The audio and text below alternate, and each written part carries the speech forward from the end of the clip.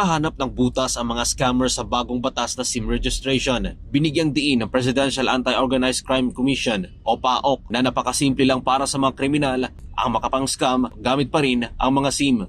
We'd like you to understand kung gaano kasimple gawin ng mga kriminal ito, yung mga masasamang loob. Kung kaya nagagamit ito sa mga scam, sa mga pogo.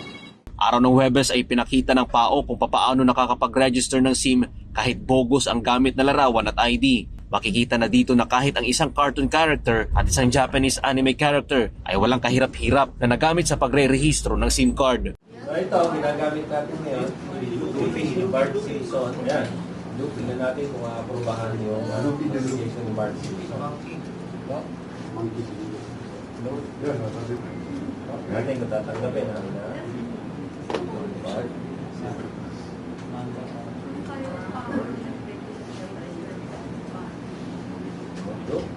Okay, next.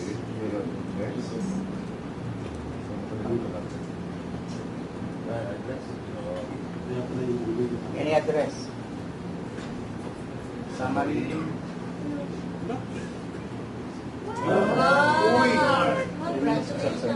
Tingnan mo si Bart Simpson, registered SIM card ako.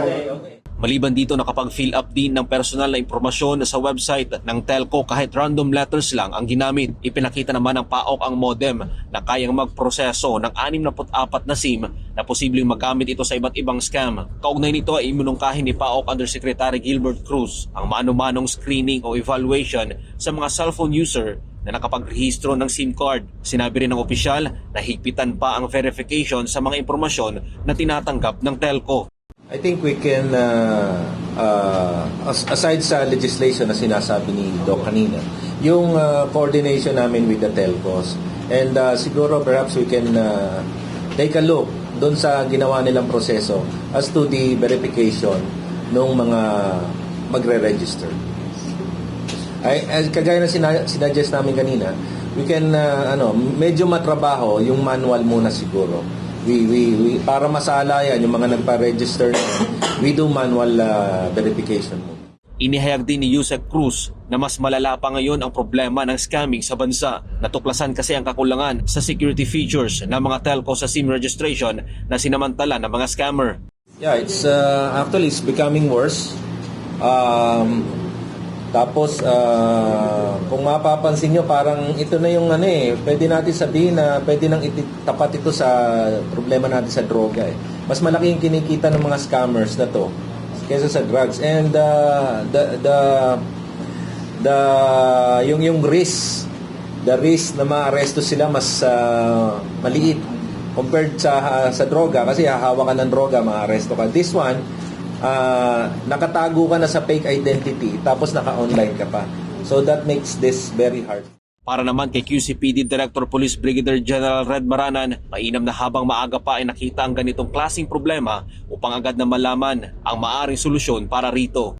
At yung pagka-discovery natin dito sa mga makina na ito na ginagamit, lalong magpapatibay pa ng kampanya ng pambansang pulisya laban dyan sa mga online scammer sapagkat alam naman natin ito ay technology, talagang minsan naiikutan ng mga eksperto yung mga safeguards na inilalatag ng ating pamahalaan at sa pagka-discovery nga itong mga makinang ito ay mas lalo nating naintindihan ang mga proseso na ginagamit ng sindikato at pag mas naintindihan natin yung mga proseso na ginagamit ng mga sindikato, mas madali natin silang mabubuhay.